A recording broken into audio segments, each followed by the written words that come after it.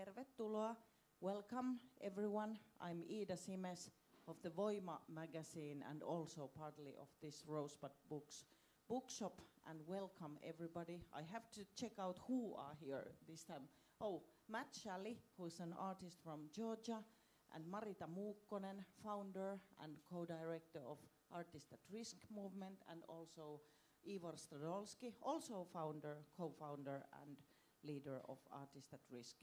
And first we discuss, or they discuss with Matt, and then a bit later I will come and discuss with Anna Jabauri, but that's another part of this talk.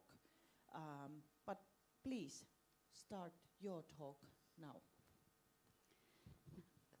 Thanks a lot for everybody for joining. It's the discussion in this rainy day. You are warmly welcome, and first of all, warm thanks to Voima and Rosebud for hosting us here tonight. And we are really happy that Matt Shalley is here with us tonight. For us, fortunately, but unfortunately, Matt is the first Georgian Artist at Risk resident we have been hosting in Helsinki ever. Artist at Risk has been working since 2013. And before we will start the discussion, we will watch. It's a documentary about Matt Shalley and his work. Yeah, thank you very much. Yeah, this is the documentary by Jordan Blady. It was done in Georgia. First of all, thank you everyone to coming and everything. So yeah, was 6 years ago when the drag scene was super new in Georgia. So it came somehow. So I was one of the first drag queens who started drag in Georgia. So my wish was to drag culture to be big in Georgia. I never I don't think so I never was fully drag queen. I was artist who was kind of wanted them freedom and I don't know, expressing through drag, and I've done somehow, and this is your decision if I've done badly or goodly. But yeah, I tried my best, and after that, it's happened to be Jordan happens to be interested in me, so we done the documentary about that. Yeah, thanks a lot, Matt, for showing the film. We just convinced you to show something by yourself rather than the rest of the program, which will be also about your community, your friends and colleagues that, facing human rights violations against the drag and general LGBTQIA plus community. But I think we're lucky and honored that we can see some of your own work, so let's roll away. Thank you very much. Thank you. Let's go. Yeah.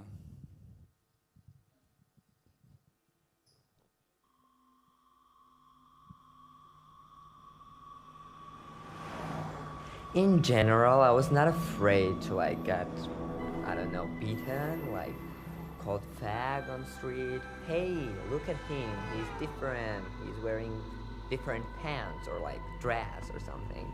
I just want to walk in Tbilisi street very free, without drug, with drug.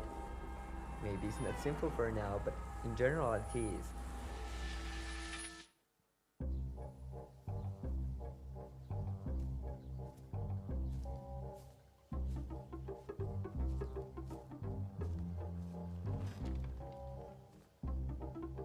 So everybody wants me as a girl, but I'm not a girl. I'm a fucking man. I'm an actor.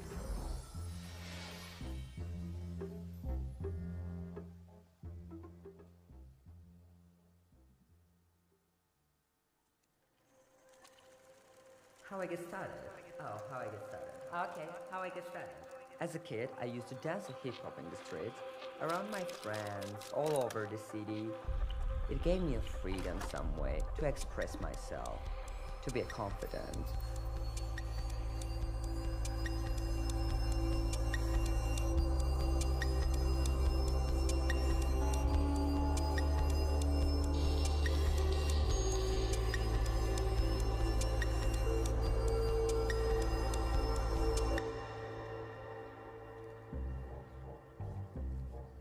When they first time asked me to perform as a drag, I created Victorious Latina.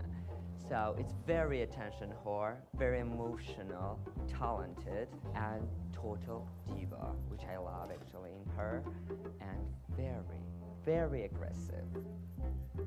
So after some time, one of my friends asked me to host the ballroom. I agreed. Hey bitches!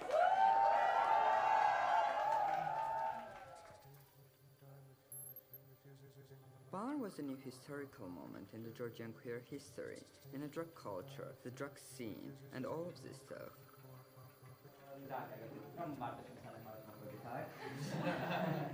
It's the first drag competition show, actually. I was one of the first drag queens, and I can't say just no. That's why I agreed. Yeah, judges your scores.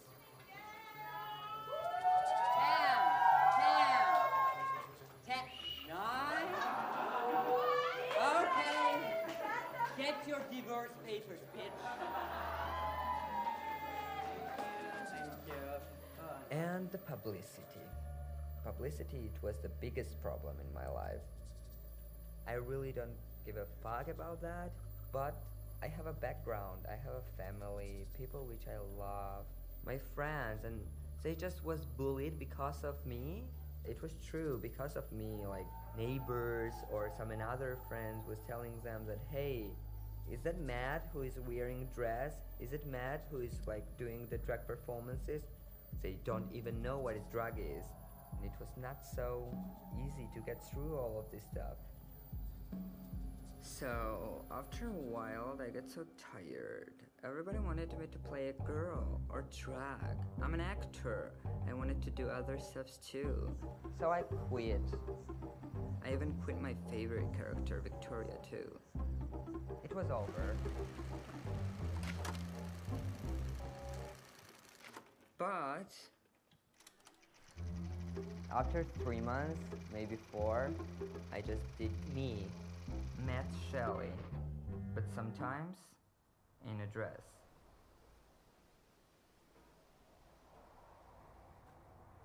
So Matt is totally different than Victoria. Victoria is just a made-up character, I guess. You can laugh, you can have fun and all of this stuff. And Matt, you can do whatever you want. First of all, I really, really do love Georgia, and I'm living in Tbilisi.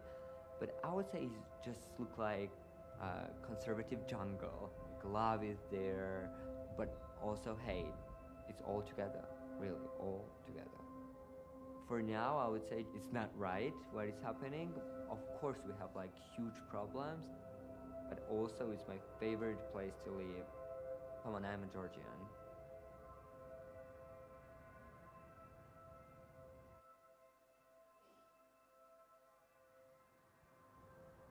I want to be some kind of inspiration for young people.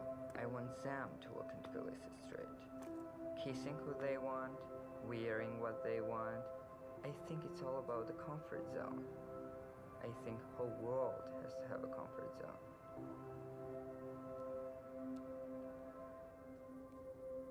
That's why I am doing my art, my drag, everything what I do. It's because of that. I want to feel comfortable with my skin, with my body. Actually, I am, but I want to like do whatever I want to do. I think it is my comfort zone. So I want the whole world and exactly the new generation to have a comfort zone. And that will be heaven on earth.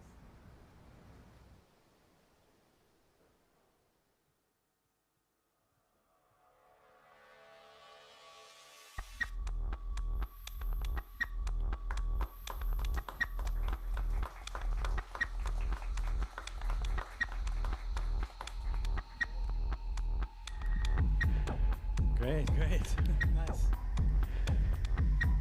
I think this was probably the best introduction to you ever.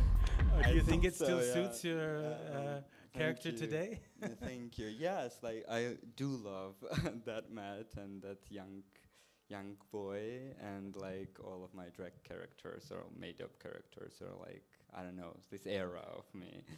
No, but yeah, like actually now I kind of, when I did not saw that film for, I don't know, for years, I guess. So when I'm watching that and like this young person is hoping a lot, and I would never imagine what is happening right now here in Georgia. I think that time was kind of like hope was like much bigger, and I don't know.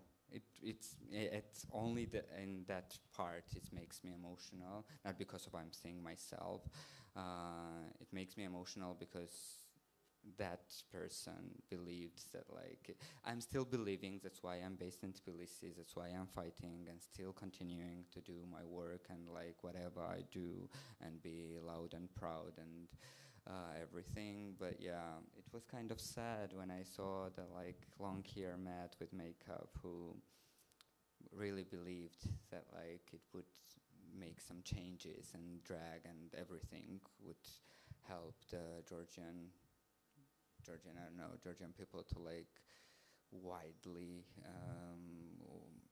to open them eyes and see the, like this sparkle is actually very beautiful and not the one to be hated. Yeah, that sparkle in the film, it was and is great. But can you tell us what has happened in Georgia that we know that anti-LGBTQI plus propaganda law was passed last year, and it's a very similar law which was passed in Russia. It's 2013. Could you tell us a bit how that has affected your artistic practice and the community in Georgia? Everything actually started when the like our government decided to like our European path was like kind of over somehow, and like they did not ask the Georgian people if we wanted Europe or not, and obviously Georgian people wanted the Europe. So it started like that, and with the like very Russian model laws, and one of them was the like anti-LGBT propaganda law, and they announced that, and so like Georgia is like to Georgians to like give them all of this information. So like, hey, like what I was like saying, so like this sparkle actually is like beautiful and not to be hated, and nothing is like nothing to be against it. So it was very complicated. Even all of this time after before the law, it was like very complicated to like give them this information. But after the law, it kind of became like impossible, and this violence what we have, like all like so many trans women is like killed in Georgia, and not only trans women, like all the queer kiddos are like bullied at school, like beaten in street.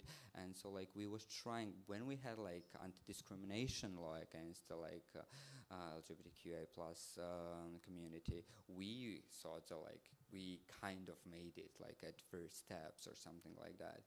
But after some time, even like I don't know, every human being is kind of thinking that like after some time it's getting better, right? So somehow it got worse, and like when they told like it was the bouquet of the laws. So like one of them, and like for my queer family, it was like very very hard to like take it, because it basically means that like against the like queer people, violence was legal now. So like before that you would be arrested, and now like if you kill somebody, like you will be arrested because you kill somebody, but like nobody will ask why you killed this person, like, and actually there is no reason to kill somebody, right? So because of that, first of all, it's affected me as a person in every kind of way, but mostly I lost so many friends, and like so many friends like went and escaped from Georgia as a refugees because they could not even get out of the home. So it was like super afraid. Mentally it's like very hard to take, but who cares about the mentality now, like when the physical stuff can happen to you. So like physically my friends was like thrown out at the bus, like I don't know, like they could not make any kind of work. And yeah, like it was not opinions what they like what people had about them. It was actual I don't know, like touching and catching this violence. And it was super hard for me in that case. And then it comes to like more official artistic cases, which also considers like learning in the universities and schools very main subjects, like for example Greek mythology, without mentioning any kind of like queer relations, and then it's happened to like now this time I'm working mostly in the theater, so and with my own projects. So I'm also running like one queer event series in the club. So like I'm kind of owner of this series. So like I can be I can be arrested as a like main propaganda guy. So yeah, like with that, like in theater and in all the art scene. It's a censor what we have, like they are like kind of censored all the stuff, so it's not allowed to have like queer relations or queer related some kind of topics. Yeah, like all of this, like what censor means. And yeah, like with the clubs, it's still like its law's main base is like to not to be like loud and like not to be shown as a queer, like I don't know, queer related something in public. So the club means like even though like we have a face control and security, public still means like it's a public club is public place. So yeah, basically I am that one which with my friends who actually we have the videos of my friends and we will show it later. So or like we can show after I will talk if you don't have a questions, because it's also related to that topic. So I do have a question. Yeah. So I was just wondering, I mean, let's imagine how, I mean, just for a moment, you know, like you're trying to, for you, the comfort zone is you can express yourself as widely as you want. On the other hand, society seems to now have kind of gone back from being acceptant of this. And do you think that there's some way in which, I mean, to some extent, the more provocative, the more aggressive or, you know, exciting and different you are, the more you appeal to your crowd, right? And that's kind of the aesthetic of that whole world of drag. But then on the other hand, for the rest of society, you want them to kind of be accepting, right? Yeah. And so do you think, I mean, how do you think you can learn from this? Not to say that you should tone it down or anything, but for other societies, how do you make it so that acceptance would really come at some point? And not just say, okay, you can do what you want, but yeah, I like what you do and be with who you want. That's interesting, you know, rather than just saying by law you're allowed to do it. Yeah, like in the beginning, before the laws, actually, we made it like, I said the ballroom there because like we was calling the ballroom because it was the New York model of the like, but it was a drag competition show. We just called it ballroom. So after that, we made the drag ball. So it was the like one of the like main, I don't know, main step about that. So like in the club, in the public place, people was like buying the tickets to see all of this like major, huge drag, like I would say like it was concert, like it was like huge drag, like I don't know, ball and everything, and there was like fun of it. Then like my drag queen friends like always had this kind of calls. So like from the like straight people, so like so it was like making calls and hey, I have a birthday and we would love to have your drag show. Like in the in general basis, I don't think so like it's have to be instrumentalized drag as a culture or drag queen as a performer, because like I think that they are the artists and they are not just the entertainers. So like they are doing the pure art, but like in the language of the drag. But in that moment, it was kind of confusing that everybody knew what means the drag was. So like everybody kind of knew what was like background, so like it came from the queer community, and everybody started to like enjoy that. And then happened everything. What happened like with the laws and with like it was, as I said, so like it was the bouquet of the laws. We started the protest, and like one of the main laws, and they are playing like government. Like it was like great toy to play with, so like because full society is like mostly against the queer laws and everything. So it was a good thing to like be out there and good weapon against us.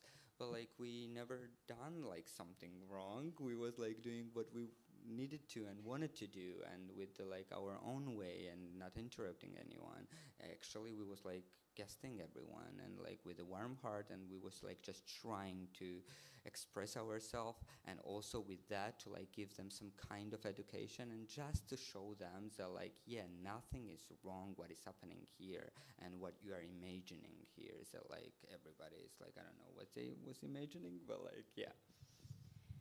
We also remember that its pride used to be big in Tbilisi, and people were joining from Berlin and other cities. Is also that it was that kind of moment, but then there was a backlash when right wing was attacking also pride marches and so on.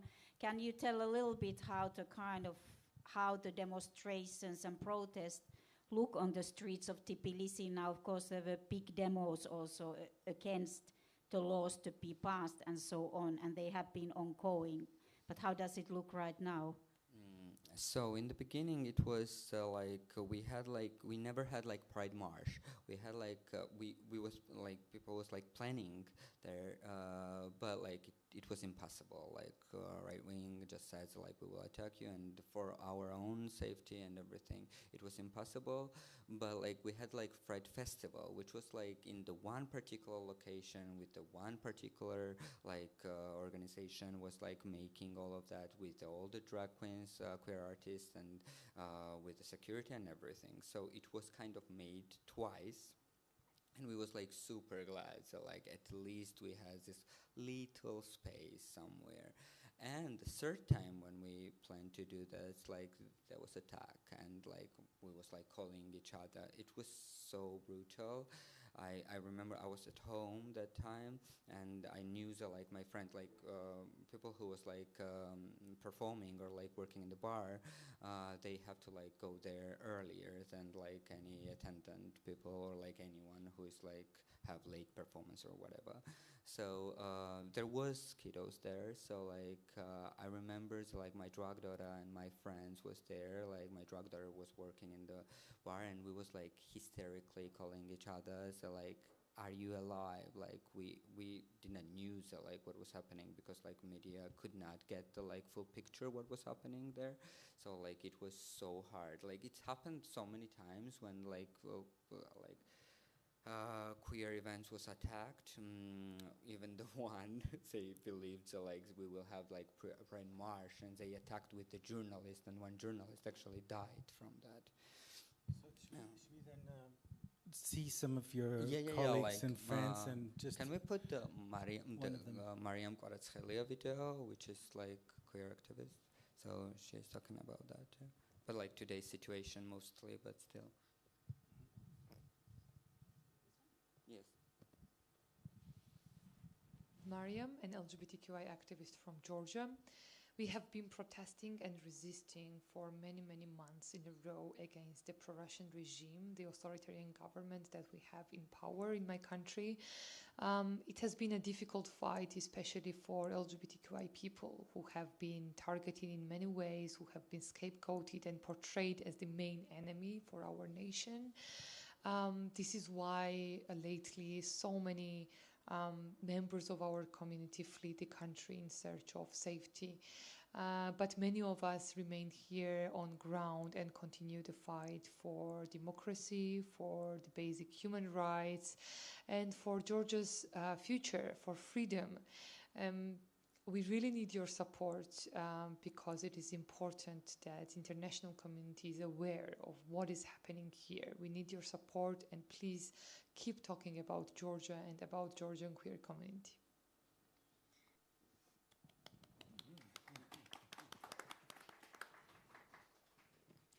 Matt, you are going back, it says, to Tbilisi on Monday. And what's the best way to support queer community and fight and protests from it says outside of Georgia? Actually, there is actually a great question, because we are like super glad if one of us like have a little bit of success or like something like that, because it means our success too. So like like one of us made it, it means to like another one can still make it. So there was the like main point. It's already was like main point for my community. So like if how I grown like that too. My elder queer friends was like out of the Tbilisi, and they was like coming back and sharing all the education and experiences, and also like teaching us so many stuff, and also like just sharing. Most of the like, what is the like main point to like be here as a resident, and thank you very much for that, but like all the time when I'm like having international like flight in artistic way and in working way, it's main points that like I feel included.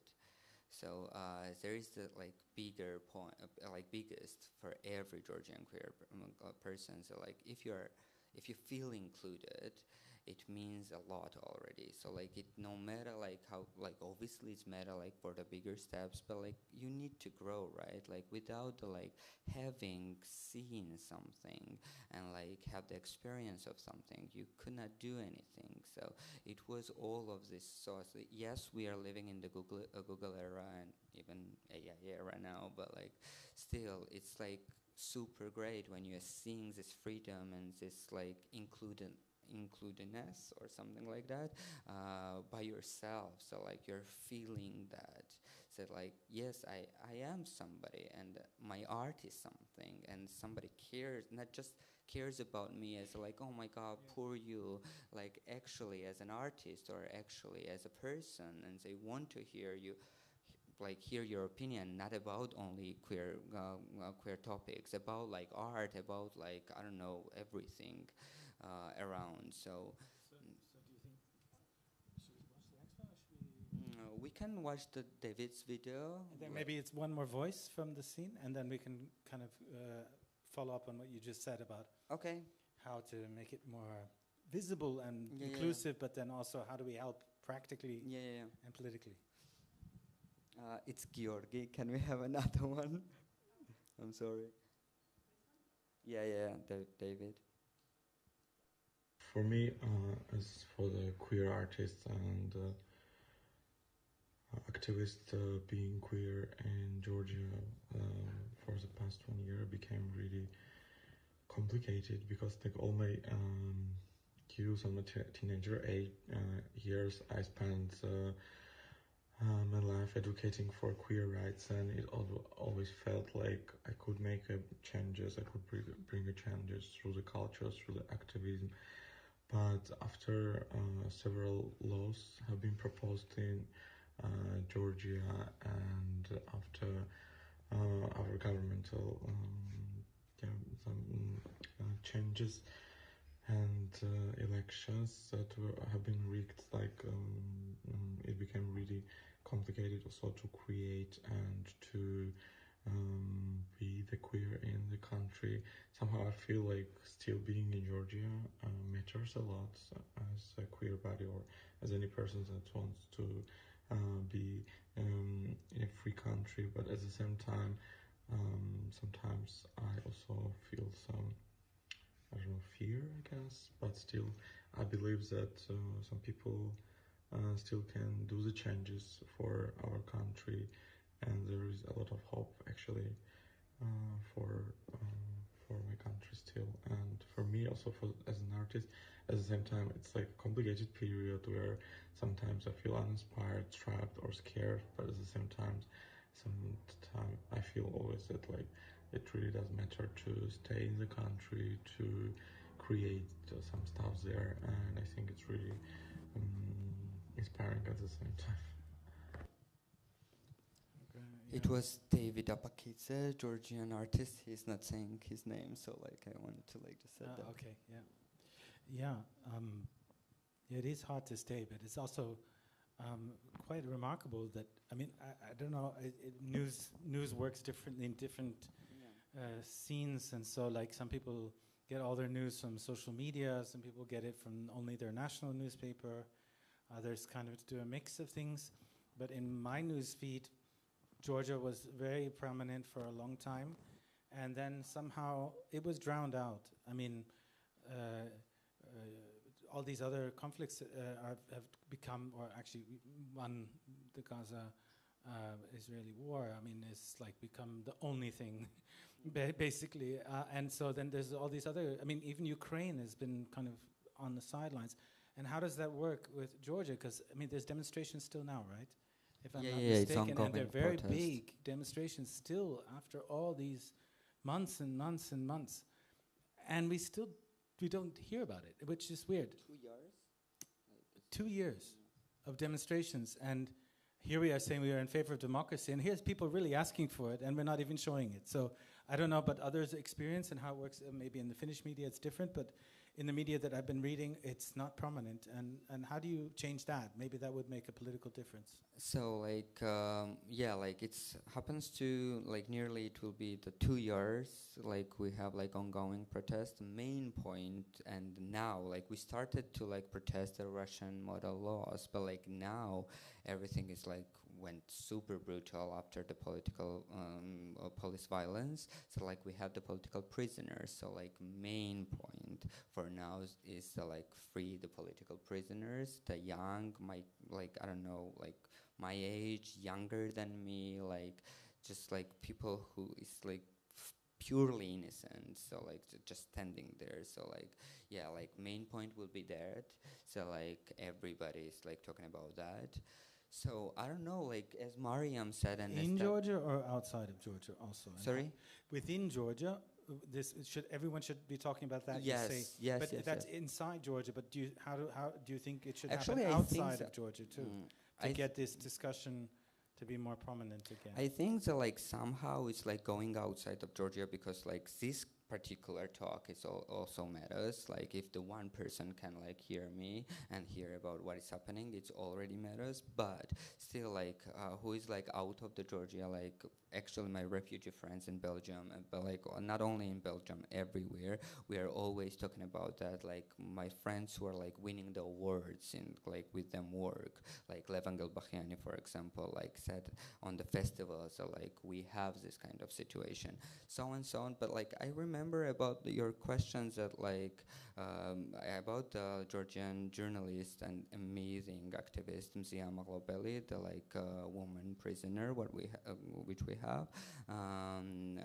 Her case went like super big and super viral, and we was like so glad about that. Maybe Anna will say it like much better after me, because like she's amazing human rights activist. And but yeah, like I think so. Like George Clooney and Amalia Clooney's what is this called?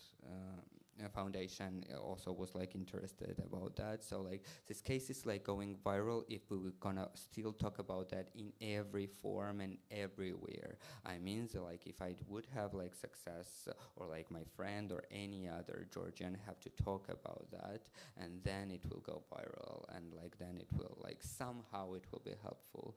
For now we don't even know, like that's why also Mariam said like in the video, so like we don't even know the like exact forms, but like we know that like our voices have to be heard, and like we have to talk about that, because we are, even if you are still based in Tbilisi or out of Tbilisi, I mean like out of the Georgia, you have to still, and my refugee friends, like they are like going even like small conversations when they are like just beer drinking or something, they are still talking about that, because it's important. Like it's more than important, it's like necessary to like do this.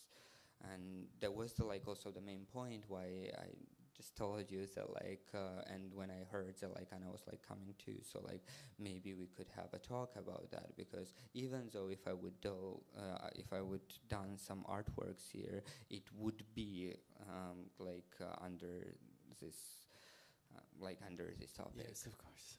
No, but it shows, your own artwork shows a lot, and makes it more like a real case, so that we know, it's not just a general problem, it's like you see the face of it and you hear the person talking, the voices. And so thank you so much for joining us. Thank you. And we're going to continue with Anna Jalbori and Ida Simis, but I think a round of applause for our guest. Thank you very much. Thank you very much. Did you want to say something? there was the like one more video, but like I think. I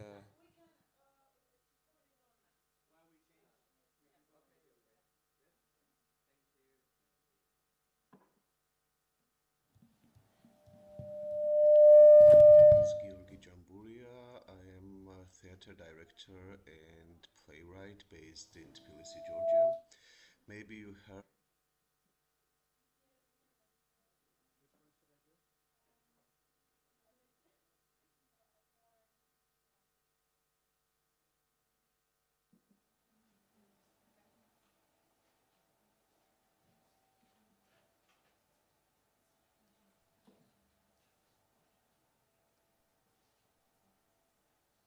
Hello everyone, my name is Georgian Dream. I am a theater director and playwright based in Tbilisi, Georgia. Maybe you heard a little bit about the current political crisis and situation in Georgia, which also affects our theater and art scene. And maybe you know how bad is it now with all the political prisoners, with the state censorship, with cutting all the funds for art and culture scene, with destroying NGOs and so on and so forth. But I don't want to complain in this little video, but maybe talk a little bit about the chances which are appearing from this crisis and from this disaster, because Tbilisi and all the Georgian art and culture scene and theater scene especially is filled up with young, I could say brave artists who won't bend, who don't have any plans to leave country because of this political crisis, and who are searching and finding now for some alternative spaces, for some, you can call it underground spots to develop a new political, subversive, radical theater and art scene. And I think we are finding now spaces where the long hands of dictatorship won't reach us, where we can still create our art in a free way, in an independent and autonomous way. And I think although there are terrible political things happening now in Georgia, you can find in these difficult times nevertheless some really radical and amazing art and theater in Georgia. And I think this political crisis engages lots of young artists to go over their boundaries and to create something so powerful and so meaningful that they wouldn't create maybe otherwise without this political stress. Yeah, I just wanted to point out that this political crisis cannot and won't kill the art and theater scene in Georgia, and maybe from this disaster some unique new things will emerge in future. So yeah, if you are in Georgia, come by and visit us at our underground spaces.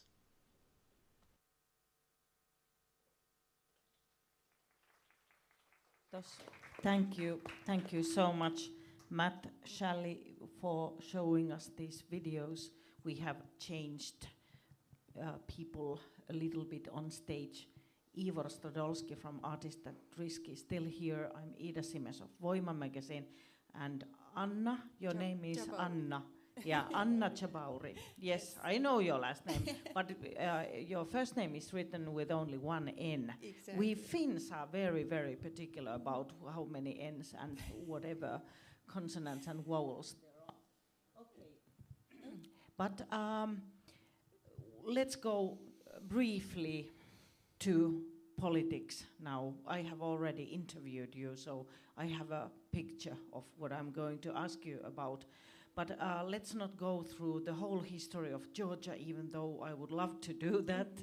It's interesting, and also, well, the pressure from Russia, it has grown and grown since the last 2 decades, let's say directly Putin era. But last 2 years, let's concentrate on those. if we begin with the elections, and okay, there is a dream that you, Anna, said to me that it's called in Georgian, it's called Georgian Dream.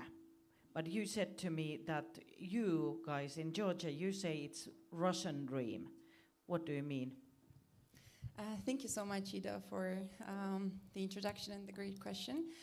With your permission, I would like to start with reflecting upon Ivor's last question, one of the last questions, when he asked whether or not this discussion about Georgia specifically is only relevant within the country or outside the country as well. And definitely it is outside Georgia as well, where people need to hear about this. Because I think if we generalize it, it's a very good cautionary tale. I'm very sad that Georgia has become a cautionary tale, but it is a very good reminder that democracy is not something that you gain and then you just sit back and enjoy the rights that you have. It is something that we need to fight for, to preserve every day, because the example of Georgia really shows how a country can grow from a developing democracy to an authoritarian regime. And I think we can already use that terminology because by adopting a legislative framework that has been replicated, or basically it has been designed the same way as they have done it in Russia. And by now we all very know well that Russia cannot be considered as a free country, or a country with a democracy or the rule of law, or any practically fundamental human rights for that matter. So you, again, very correctly pointed to the fact that Russian influence has been a very important thing. And the audience might as well know that Georgia has been part of the Soviet Union, and this past has really been haunting us, where we have been trying to escape the Soviet past, but it is not that easy. So as I said, we need to fight to preserve democracy and to protect our fundamental rights every day, because it can just be gone if we don't pay attention to what politicians are doing slowly. First and foremost, through a lawmaking that is incompatible with international human rights standards, such as what is happening in Georgia. Basically, if you're interested, maybe I can talk about it a bit later. But going straight to your question, why do we call our political party Georgian Dream a Russian dream? Simple answer, because they are Russians in terms of ideology, in terms of policy, in terms of laws they're making. And I don't know if I should feel bad by using a Russian dream as an insult. You can be the judge of that. But the only thing I mean when I say Russian dream is that this government practically is following the steps of Russia, and that is going to take us only to one point, and the final destination is the authoritarian regime, which is ruled by parties that are not checked. So international community also has a role here to play by holding the government accountable to the very standards that they have subscribed to. And we know that if Georgia continues down this path, it's not going to happen. Yeah, so they have basically copy-pasted the laws from Russia. We have had many, many discussions on this stage here at the Rosebud Sivulinen Bookshop about Russia and what's going on. We have had many panel talks and book talks about the laws in Russia, so we don't need probably to go through all of them even at this point, but how this is related to what Matt Shalley was just saying, especially these laws against like gay community, the gay propaganda. I don't want to say that. Sorry, forget that I said that. I didn't say that. These kind of laws which make people's lives much more difficult, and well, anyway, they are directly I'd from like there. to intervene there, because I think it would be really interesting, because as you mentioned, it's a cautionary tale, right? And a cautionary tale means it's a tale to be told to others about what not to do. And so, and for another case of a law which is being copy-pasted, as Ida says, is the foreign agent law. And this has been taken on by other countries we work in, Egypt, right? I think Turkey now has something similar. And Hungary even is developing a law like this. And Hungary is within the European Union. So what kind of tale would you tell us that we can avoid following your path? Exactly. Thank you so much. Both of these questions were actually something I wanted to talk about. If you don't mind, Ivar, I will start by answering Ida's questions and then come back to you with that very interesting topic. So basically, you referred to it as an LGBT propaganda law, which basically is how they're trying to frame it, right? They're using this terminology as well. That's Kremlin talk. Exactly. What I quoted. Yeah. Exactly. The very same wording is what they're using, LGBT propaganda. I mean, if we were anywhere close to fighting against propaganda, that would be great. And what we have to fight against is Russian propaganda, because no such thing as LGBT propaganda exists, especially in countries like Georgia, where the environment is so repressive that it's practically impossible for LGBT plus community members to effectively realize their fundamental rights without discrimination. So definitely, Matt also has very well talked about it and explained the impact that this law has on the community in Georgia. But it's, again, only one part of the repressive legislation adopted by the current ruling party, because, as Ivor very correctly pointed out, too, foreign agents legislation has been a very big issue in Georgia. And I think I can even say that this mass protest movement that started even back in 2023 was related to this foreign agents legislation. And of course, Russia is the champion of criminalizing civil society organizations through adopting such foreign agents legislation. What happened was that in 2023, the Parliament of Georgia had a first attempt to pass a so-called foreign agents law. And there was a huge protest against this law. Eventually, they repealed the law, but then they reinitiated it again in April 2024. And again, large-scale protests, hundreds of thousands of people in the streets of Tbilisi, but also in other cities across Georgia. And those protests were met with police brutality, the use of special means, widespread arbitrary detentions, administrative sanctions, and then later, after the elections in November and December, as Matt also pointed out, we ended up with having more than dozens of political prisoners, including very prominent journalists and activists, right, such as Mzia Maglobeli, to whom Matt referred. But then going back to the point, what does this foreign agents legislation bring us, right? It is something very, very dangerous, and even worse than the law itself is the legislators' attempt to mask it as a transparency law. So they're saying that, we're just making sure that foreign influence is being transparent. And they even have the audacity to say that the foreign agents legislation in Georgia is the equivalent of the FARA, of the Foreign Agents Registration Act that they have in the US, which of course is so absurd, because I don't think anyone has even heard of a civil society organization or its members being criminalized or criminally prosecuted, basically in accordance with the Foreign Agents Registration Act, right? And then the law, of course, was adopted, but then it has been revised. And that's another important thing, that the current law that we have came into force in June this year. So it's an upgraded version, so to say, of the first foreign agents law that was passed, and it is even worse. The reason I say that is that it does not only establish administrative sanctions or financial burdens, so to say, on organizations for non-compliance, that is primarily for non-registration as a foreign agent, which obviously is a huge stigma.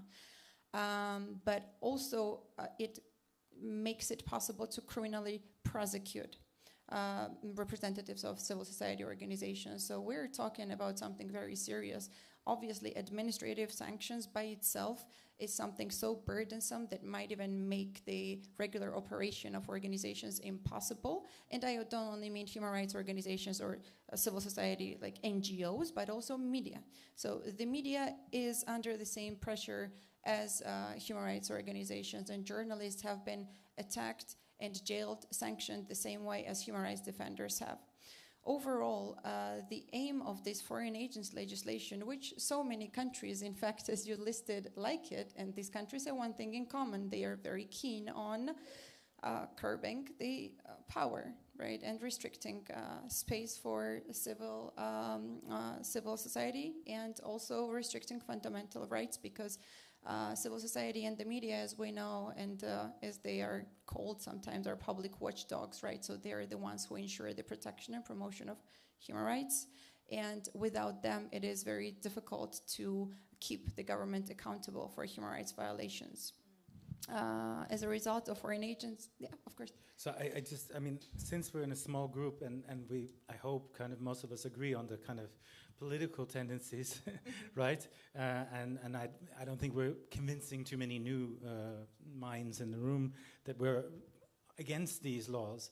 Can for my own and maybe others' enlightenment, since you're a lawyer, I would be curious to know to what extent does it really, I mean, what is the main difference between, let's say, a law that should target Qatari influence on the European Parliament? You remember Qatargate, which never kind of really ended up changing anything.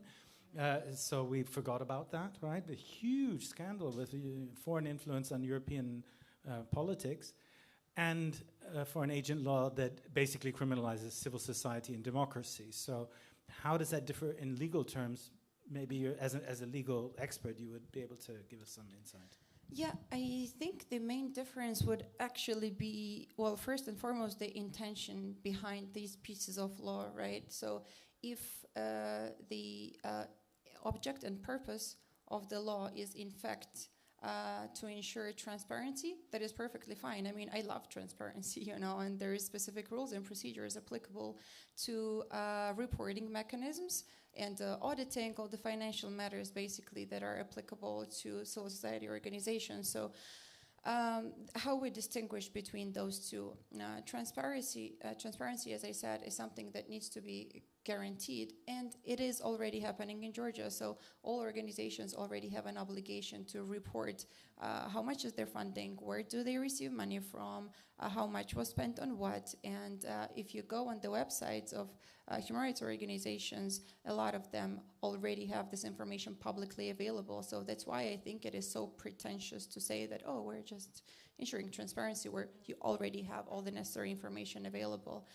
But then again, I think another important thing is that these foreign agents law stigmatize civil society organizations. So what we're dealing here is a pure Soviet-style stigmatization of civil society. So in Soviet Union, they had this inagente, and then they did it again, like in Russia after the Soviet Union. So that's like Stalin language. Exactly. Yeah. Exactly.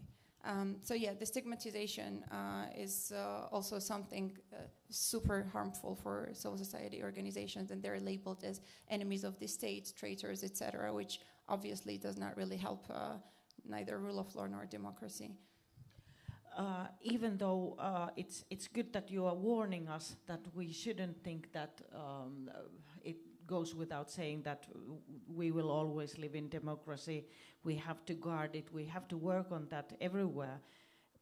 Yet, what happened in Georgia, it was manufactured. I mean, this situation didn't sort of just crawl into Georgia like silently at night. In some European countries, it might have happened little by little, but also with very, very much influence probably from Russia or somewhere. But your elections, I mean, Georgian elections 2 years ago, they were falsified badly. Could you say something about that? Yes, so actually we had our parliamentary elections in October last year. And it has been reported not only by local observation missions, but also by the OSCE and you. Yes. including myself.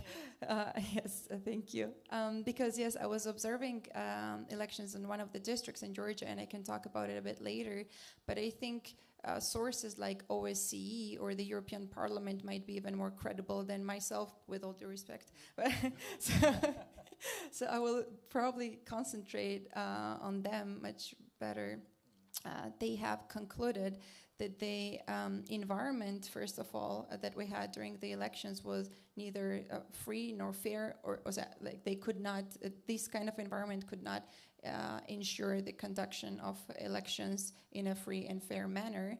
But most importantly, there have been widespread and serious breaches of electoral law. Specifically, the secrecy of ballot was violated in the overwhelming majority of polling stations. Basically, people were coming to vote several times, which is something that I personally have witnessed as well. People were coming with multiple IDs even. So I saw a man that came with 2 ID documents, and he was holding, I don't even know if it was his ID, but definitely on one of the IDs there was a male, and another ID he was holding had a picture of a female, you know, and I'm like, sir, excuse me, are you this woman? And he's like, no, I'm so sorry, this is actually my wife's ID, I kind of messed it up, but I don't even know if it was his wife. One thing I do know, though, is that these kind of instances So he voted twice? I prevented that from happening, but I'm sure that exactly. But again, there was one occasion that we could identify there at that very moment, but there must have been so many other cases that we couldn't see because we were being prevented from approaching the place where they had to register with their own IDs. Because it was mostly so-called Congos, the governmental, non-governmental organizations that are pretending to be neutral observers, but in fact they are probably, I can assume that they are receiving some payments, maybe not payment per se, but some sort of benefit from the government, or they are very closely affiliated with the government, or they are sympathetic, so to say, with the Georgian Dream. So basically it was the people who were staying at the polling district all the day, and they were blocking us, basically blocking our view, so we could not even watch whatever was going on all the time. So it was one case that I told you about, but there must have been many other cases. And well, another example that I think I told you, remember, that I asked a guy, a voter that came, basically, if he is voting for the second time, because his face was familiar, and he's like, oh yeah, don't worry, I already voted, so it's my second time now. So you know, these kind of cases. Therefore, these elections that we had last year are widely contested, and personally I believe that there is no way the outcomes could reflect the will of Georgian people. So these were the elections when this party called Georgian Dream came into power. Okay. So it's not only that they have adopted these laws from Russia and also done other things, but also there's a lot of violence in the streets. You said that there are these, are they security, what do you call them? They are not police forces, but they belong to the Ministry of Interior forces, yeah. And they are unidentified. Yes, exactly. They are in the suits where you don't identify them. Yes, exactly. Yes. Exactly. So civilians are one thing, or just random men in civilian attire that come to attack you physically. But I think what Ida is referring to, and that is also a huge problem, basically, we have this special tasks department of the Ministry of Internal Affairs. Are they like OMON used to be in 1990s in Russia? Oh my God. So these people, we don't even know who they are. They don't have any identifying signs. We don't know their names, and even their faces are covered. So it's very difficult to see. We don't even know what unit it is. And if I could theoretically say this, I don't even know if those persons are officially working also at the MIA because I cannot identify them. These were the people that have shown the most brutality basically against protest participants. And of course, we have witnessed grave human rights violations in the context of protests in March 2023, April and May 2024. But I think where it really reached the threshold where we can conclude that torture was state policy was at the end of November, the beginning of December last year. It was literally a month approximately after the elections where Prime Minister, if you want to call him like that, Irakli Kobakhidze, announced that he would suspend the EU talks basically until 2028, and obviously that sparked huge protests. And what we had as a result is that hundreds of people, of course, were arbitrarily arrested, but many of the detainees were also so severely beaten, they had to be hospitalized. And judging based on the intensity of this treatment that they have experienced at the hands of the law enforcement, there are reasonable grounds to conclude that this was not even inhumane and degrading treatment, it was literally torture. And the World Organization Against Torture actually has conducted a fact-finding mission in Georgia, and they have concluded, based on the interviews that they have conducted also, that torture was sort of an instrument at the hands of OMCT. The exactly, the OMCT. Yes, yes. We're in touch with the OMCT, and actually you have been also recommended in part by the OMCT to be a resident at Artists at Risk. And just for the audience, in case you didn't know, Anna Jaubari is a second resident in the new pilot program for human rights defenders Artists at Risk is doing together with the Ministry of Foreign Affairs and co-funded by the City of Helsinki with the European Protect Defenders mechanism. So, yeah, congratulations for being the second resident. Thank you so and much. We hope Thanks a lot. we hope we will be receiving more in future, so it really also depends on this program going well, and it seems the ministry here in Finland is interested in your work, and it's been very important to have you here, and we hope that the remainder of your stay is productive. But to go back to the discussion, I mean, again, I want to ask, because it's going wrong in Georgia. One is Marita's question to Matt, you know, what can we do? I think Marita, you know, asked that. There's no good answer, unfortunately. You know, there's not so much everyone can do, but what could we do as publishers of a newspaper or magazine, or as NGOs here, or, I don't know, as citizens? And the other question, again, but my question was like, how can we make sure it doesn't happen in Hungary, right? Or you know, it's already really on the verge. And you know, Poland was very close, and it kind of went back a bit, but not enough. Or Moldova. Right. Or So what can we learn? What can we learn from the Georgian experience? I would call it the Russian nightmare. Exactly. Exactly. That's another way to describe what is going on in a very accurate way, by the way. So yeah, with Hungary, it's very complicated. I actually did my master's degree in Budapest at the Central European University, and I was the last course. Exactly, they were forced to move to Vienna. So I have also had the pleasure to be exposed to Orban's domestic policies. And yeah, definitely, I think this foreign agents legislation, together with this Lex CEU about restricting academic freedom, etc., it was also adopted, I think, maybe 8 years ago or so, 9 if I'm not mistaken. Again, don't quote me on that. But I think that's when it started. That's when Orban started it, approximately.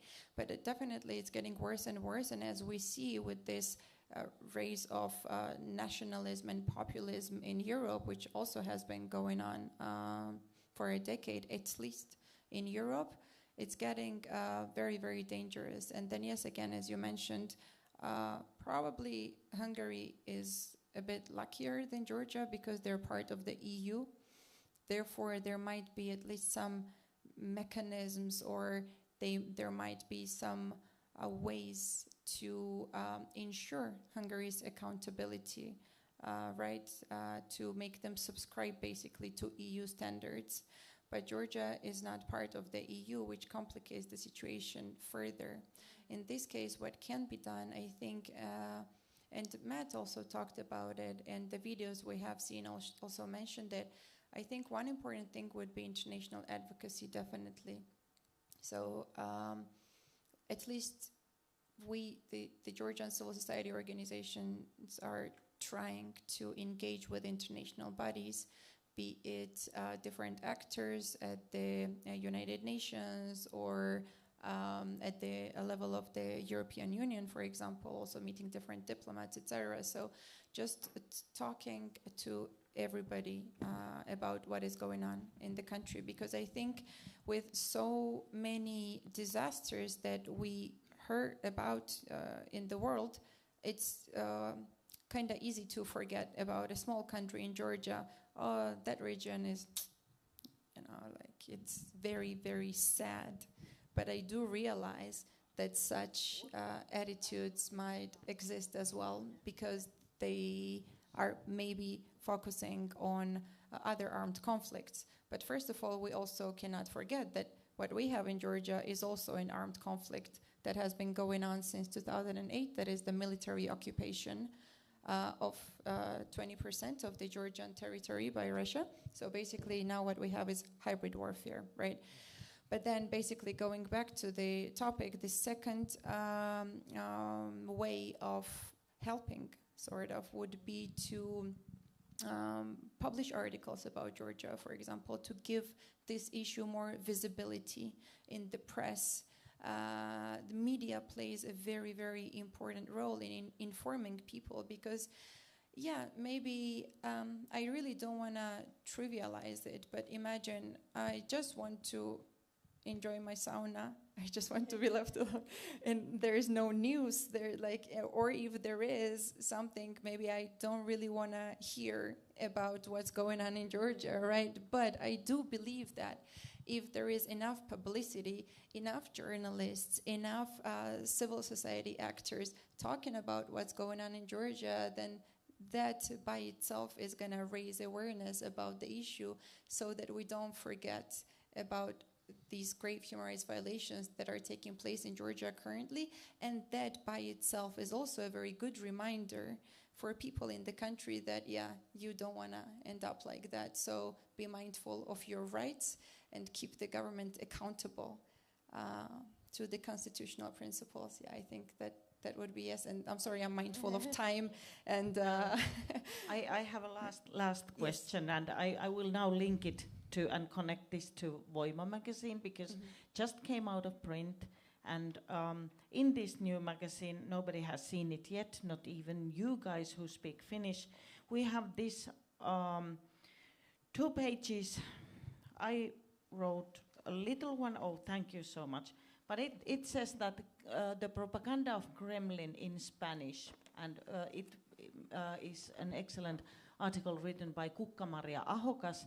She interviewed specialists who know how RT, Russian television, one currently known as RT, it's very big in Latin America. Yeah, I know it's big in African countries too, but this article is on Latin America. And then I wrote a little piece with Leila Seitbek-Natskul, whom you met too, and that's about how Radio Free Europe and Radio Liberty are almost being shut down because they are really lacking money because of the fundings from the US are almost shut down. So really, really quick question, last but not least, before I thank you.